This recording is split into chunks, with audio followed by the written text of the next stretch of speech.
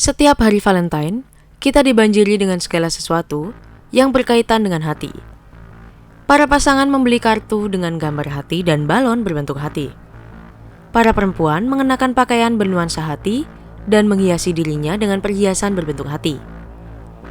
Bahkan permen dan coklat yang dijual di pasaran jelang Valentine pun berbentuk hati. Hati menjadi ungkapan cinta dalam sejarah dunia. Bagaimana asal-usulnya? Di masa lalu, jantung manusia disayangi, diawetkan atau ditempatkan dalam guci khusus dan diabadikan. Bagaimana jantung orang terkenal dalam sejarah dunia ditangani? Penelitian Jolene Sigerovic terhadap praktik pelestarian jantung di abad ke-18 membawanya ke sebuah buku favorit. Buku Heart Burial, karya sejarawan Charles Bradford, merinci sejarah jantung orang-orang terkenal. Sangat menarik dan menghibur. Buku ini menceritakan perjalanan hati banyak tokoh militer, agama, dan politik. Salah satu tokoh itu diplomat Sir William Temple, dimakamkan di samping istrinya di Westminster Abbey. Namun dalam surat wasiatnya, dia mengarahkan jantungnya untuk dikuburkan dalam kotak perak di bawah jam matahari di Taman Moor Park. Ia berharap agar jantungnya dikuburkan di seberang tempat duduk dekat jendela favoritnya yang menghadap ke taman yang dicintai. William King, kepala sekolah St. Mary's Hall, Oxford, meminta jantungnya ditempatkan dalam guci perak. Ia menginginkan jantungnya disimpan di kapel St. Mary's Hall. Di sana, buku tersebut mengungkapkan suara ketukan yang aneh terdengar sebelum tengah malam, konon disebabkan oleh detak jantungnya.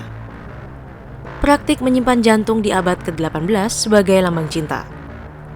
Praktik menyimpan jantung simbol kuno jiwa dan emosi bukanlah hal yang aneh.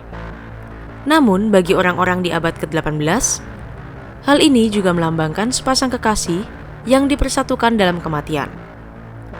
Mungkin tokoh sastra yang paling terkenal adalah penyair Percy Bysshe Shelley. Shelley meninggal secara tragis pada usia 30 tahun. Tenggelam ketika kapalnya Don Juan karam saat badai dilepas pantai Italia. Jenazahnya bersama dua temannya terdampar di Teluk Spezia 10 hari kemudian. Hukum Italia mengharuskan kremasi tubuh korban yang tenggelam. Jenazah Shelley dibaringkan di atas tumpukan kayu pemakaman di tepi laut. Pemakamannya dihadiri oleh tokoh-tokoh sastra seperti Lord Byron dan Leigh Hunt. Kisah grafis novelis Edward John Trelawney yang mengekstraksi hati Shelley yang mengapur mengukuhkan legenda romantis yang mengerikan itu. Disimpan oleh Hunt, hati itu akhirnya dikembalikan kepada istri Shelley, novelis Mary Shelley. Sang istri menyimpannya di laci meja selama sisa hidupnya. Setahun setelah kematiannya, jantung itu ditemukan di mejanya. Jantung itu terbungkus dalam tas sutra dan dikelilingi oleh halaman-halaman Adonais karya Percy. Putra keluarga Shelley, Sir Percy Florence, membungkus dan menyimpan jantung ayahnya di Poscombe Manor. Setelah kematiannya pada tahun 1889, jantungnya disimpan di lemari besi keluarga di gereja St. Peter, Bournemouth. Kisah pilu jantung Napoleon Bonaparte.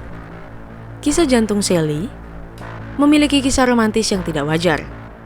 Namun kisah jantung Napoleon memiliki akhir yang tidak romantis. Pada bulan Mei 1821, jenazah Napoleon Bonaparte diotopsi selama 2 hari sebelum diangkut dari Saint Helena ke Prancis. Napoleon telah meminta ususnya diawetkan dan diberikan kepada putranya.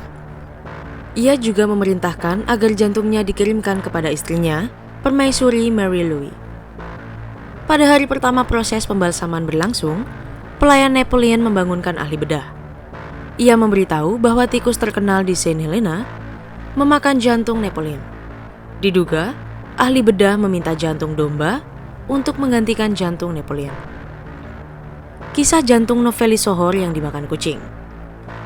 Ketika rumor beredar pada bulan Januari 1928 mengenai jantung novelis terkenal Inggris, Thomas Hardy, banyak yang tidak percaya.